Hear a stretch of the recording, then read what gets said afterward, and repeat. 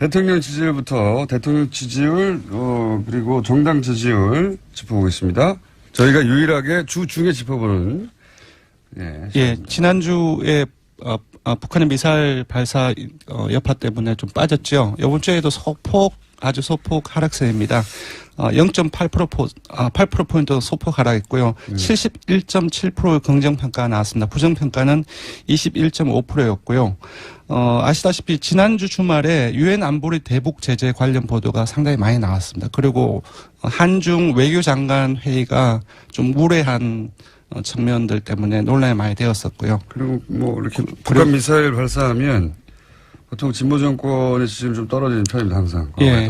그리고 월화 한 이틀 동안은 그 자유한국당을 비롯해서 바른정당, 야3당이 그 현 정부의 대북 정책에 대해서 좀 일관되게 이제 공세를 좀 취하고 있는 상황이고요. 많이는 빠지지 않았지만 소폭 하락한 이유가 바로 이제 북한 미사일 발사로 이후에 계속 이어지는 이러한 여진들 때문이 아닌가 싶고요. 반면에 수요일 날에는 일간 집계에서는 73.7%로 반등을 했습니다. 어제도 반등을 했어요. 예, 지난주 주간 집계가 72.5%였는데 지난주 주간 집계보다 높았던 거죠.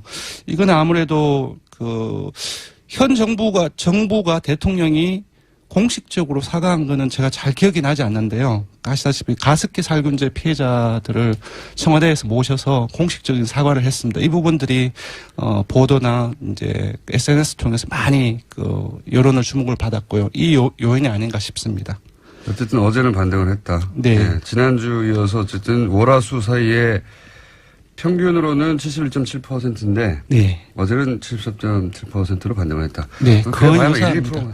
예, 지금 여전히 뭐 대우 경북이라든지 60대 이상이라든지 보수층 포함해서 모든 지역, 연령, 이념 성향에서 긍정표가 아주 높거나 우세한 걸로 나타났습니다. 야당이 상대하기 참 힘들 거라고 제가 정권 초에 얘기했는데 이렇게 되면 참 상대하기 힘들어요. 이렇게 막 흔들어주면 좀 빠져주기도 하고 네. 공방이 오가야 야당에서는 이건 먹히는구나. 네. 이렇게 하면 되는구나 싶은데 다음 주 목요일이 문재인 대통령 취임 100일째입니다. 그러니까 딱 일주일 전이죠.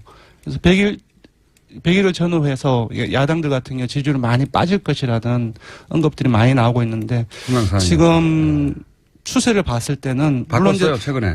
바꿨습니까? 연말로. 연말로 바꿨습니까?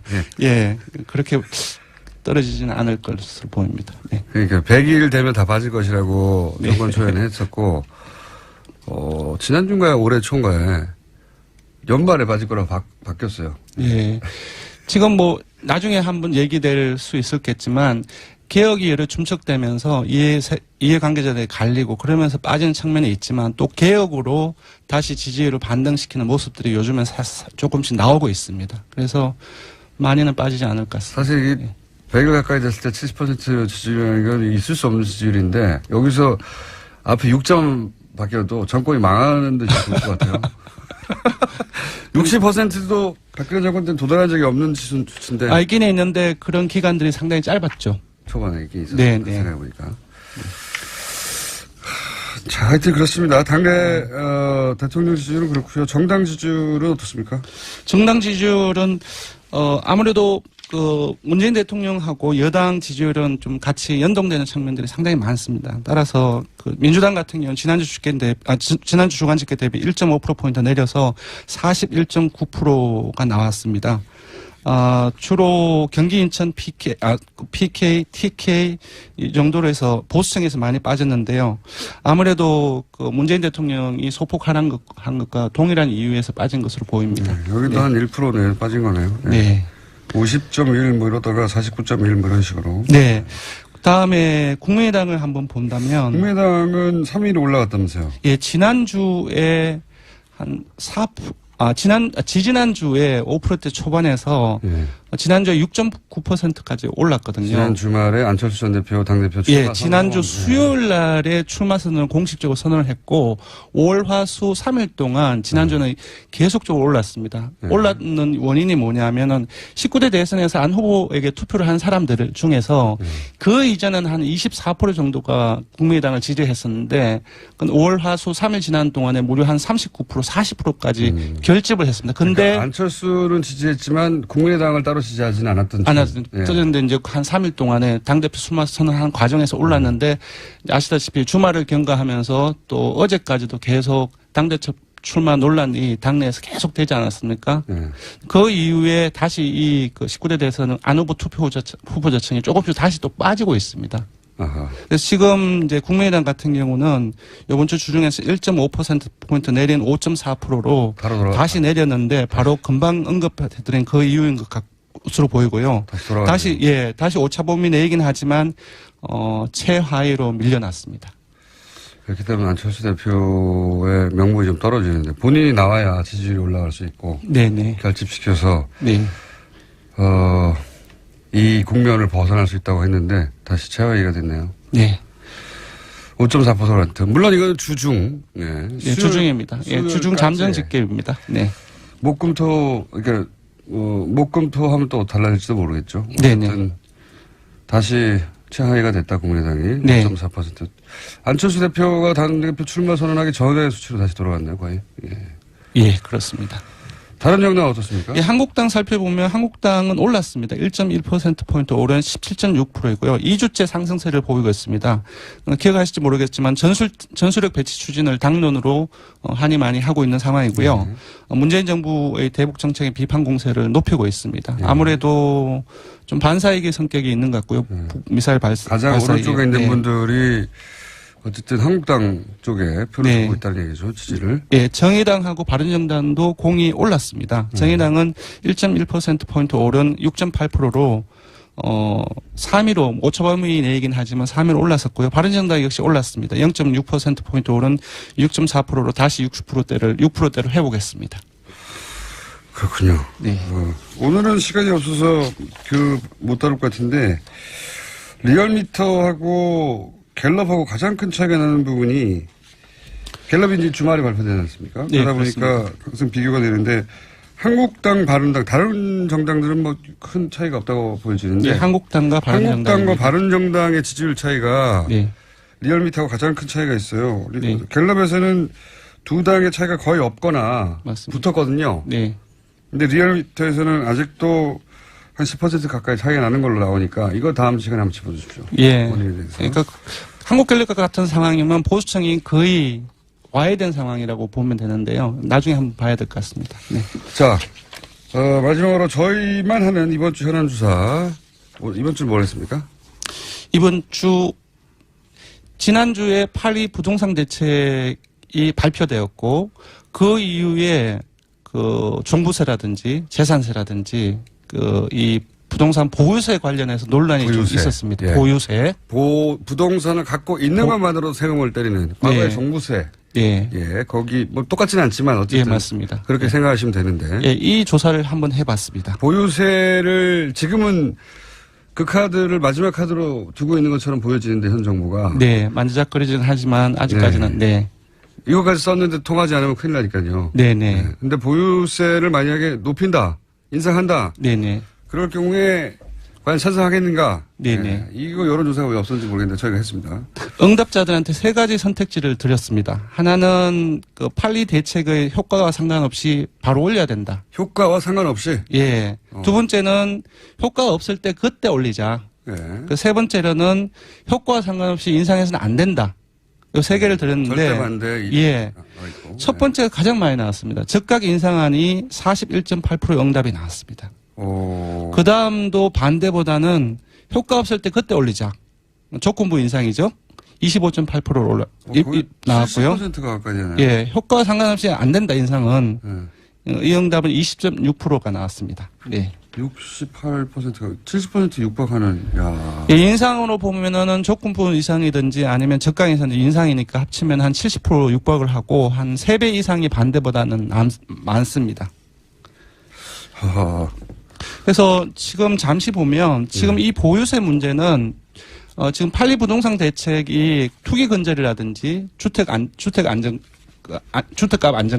안정화라든지 이 부분에 목적을 하고 있는데 지금 유권자들 같은 경우는 단순히 부동산 보유세 문제를 이 목적에 한하지 않고 있는 것 같습니다. 그러니까 돈을 많이 버는 사람들은 많이 내고 그리고 돈을 적게 버는 가난한 사람들은 좀 적게 내는 어떤 조세의 형평성 차원이랄까요. 이런 부분으로 접근을 하고 있기 때문에 이 부동산 보유세 문제의 적극 찬성 인상해야 된다는 의견이 높게 나온 것 같습니다. 조세 정의 차원에서 보는 거군요. 네네. 예, 참여정부 때 10년 전에는 예. 종부세에 해당되는 사람들이 5%도 안 됐는데. 맞습니다. 예. 그때는 831 부동산 대책이라든지 또 그때도 마찬가지로 그 종부세 문제가 세금 폭탄 프레임들이 가동이 되어서 먹혔죠 그때. 예, 그때는 먹혔는데 지금은 이러한 저간의 상황을 보면은 안 좀 먹히겠네. 그때 세금 폭탄 프레임이 막히기 힘든 상황이 아닌가 그렇게 보입니다. 먹히기 힘든 상황이라고 해주십시오.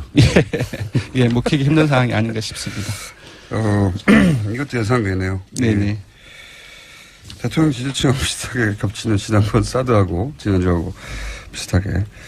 어쨌든 70% 가까이 보유세를 찬성하고 있다는 것은 예상과 다른 결과였습니다. 네네. 자, 여기까지 하겠습니다. 예, 조사 개요를. 조사 개요. 예. 네. 사실 대통령하고 정당 지지율 조사만 불러드리면 되는데요. 짧게 불러드리겠습니다. 이번 대통령 정당 지지율 조사는 TBS 의뢰로 전국 19세 이상 성인을 대상으로 8월 7일부터 9일까지 3일간 조사했습니다. 전화 면접하고 자동응답 혼영으로 실시했고 35,284명에게 통화를 시도해서 최종 1,531명이 응답을 완료했습니다. 응답률은 4.3%, 표본 오차는 95% 신뢰 수준 플러스 마이너스 2.5%포인트입니다. 여기서 앞에 6점 바뀌어도 정권이 망하는 듯이 보일 것 같아요. 60%도 박근혜 정권 때는 도달한 적이 없는 수치인데. 있긴 있는데 그런 기간들이 상당히 짧았죠. 초반에 있긴 있었어요. 네. 생각해보니까. 자, 하여튼 그렇습니다. 당내 대통령 지지율은 그렇고요. 정당 지지율은 어떻습니까? 정당 지지율은 아무래도 그 문재인 대통령하고 여당 지지율은 좀 같이 연동되는 측면들이 상당히 많습니다. 따라서 그 민주당 같은 경우는 지난주 주간 집계 대비 1.5%포인트 내려서 41.9%가 나왔습니다. 주로 경기 인천 PK, TK 이 정도로 해서 보수층에서 많이 빠졌는데요.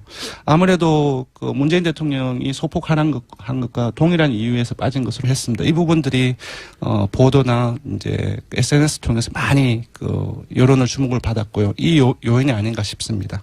어쨌든 어제는 반등을 했다. 네. 네. 지난주 이어서 어쨌든 월화수 사이에 평균으로는 71.7%인데 네. 어제는 74.7%로 반등을 했다. 네, 그건 1%. 예, 지금 여전히 뭐 비슷하게 대우 왔다 갔다 경북이라든지 하는군요. 60대 이상이라든지 보수층 포함해서 모든 지역, 연령, 이념 성향에서 긍정표가 아주 높거나 우세한 걸로 나타났습니다. 야당이 상대하기 참 힘들 거라고 제가 정권 초에 얘기했는데 이렇게 되면 참 상대하기 힘들어요. 이렇게 막 흔들어주면 좀 빠져주기도 하고 네. 공방이 오가야 야당에서는 이건 먹히는구나. 이렇게 하면 되는구나 싶은데 다음 주 목요일이 문재인 대통령 취임 100일째입니다. 그러니까 딱 일주일 전이죠. 그래서 100일을 전후로 해서 야당들 같은 경우 지지율이 많이 빠질 것이라는 언급들이 많이 나오고 있는데 지금 추세를 봤을 때는 바꿨어요 최근에. 바꿨습니까? 연말로. 연말로 바꿨습니까? 네. 예, 그렇게 떨어지지는 않을 것으로 보입니다. 네. 그러니까 100일 되면 다 빠질 것이라고 네. 정권 초에는 했었고 지난주인가요? 올해 초인가요? 연말에 빠질 거라고 바뀌었어요. 예. 지금 나중에 한번 얘기될 수 있었겠지만 개혁이 여러 중첩되면서 이해관계자들이 갈리고 그러면서 빠지는 측면이 있지만 또 개혁으로 다시 지지율을 반등시키는 모습들이 요즘엔 조금씩 나오고 있습니다. 그래서 많이는 빠지지 않을 것 같습니다. 사실 이게 100일 가까이 됐을 때 70% 지지율이라는 건 있을 수 없는 지지율인데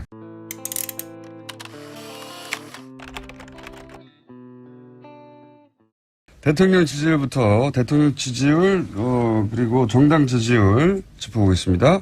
저희가 유일하게 주 중에 짚어보는 지난주에 북한의 미사일 발사 여파 때문에 좀 빠졌죠. 이번 주에도 아주 소폭 하락세입니다. 8%포인트 소폭 하락했고요. 71.7%의 긍정평가가 나왔습니다. 부정평가는 21.5%였고요. 아시다시피 지난주 주말에 유엔 안보리 대북 제재 관련 보도가 상당히 많이 나왔습니다. 그리고 한중 외교장관 회의가 좀 무례한 측면들 때문에 논란이 많이 되었었고요. 그리고 뭐 이렇게 북한 미사일 발사하면 보통 진보 정권의 지지율이 좀 떨어지는 편입니다, 항상. 예. 예. 그리고 월화 한 이탈 동안은 그 자유한국당을 비롯해서 바른정당, 그러니까 야3당이 그 현 정부의 대북 정책에 대해서 좀 일관되게 이제 공세를 좀 취하고 있는 상황이고요. 많이는 빠지지 않았지만 소폭 하락한 이유가 바로 이제 북한 미사일 발사로 이후에 계속 이어지는 이러한 여진들 때문이 아닌가 싶고요. 반면에 수요일 날에는 일간 집계에서는 73.7%로 반등을 했습니다. 어제도 반등을 했어요. 예, 지난주 주간 집계가 72.5%였는데 지난주 주간 집계보다 높았던 거죠. 이건 아무래도 그 현 정부가 대통령이 공식적으로 사과한 거는 제가 잘 기억이 나지 않는데요. 아시다시피 가습기 살균제 피해자들을 청와대에서 모셔서 공식적인 사과를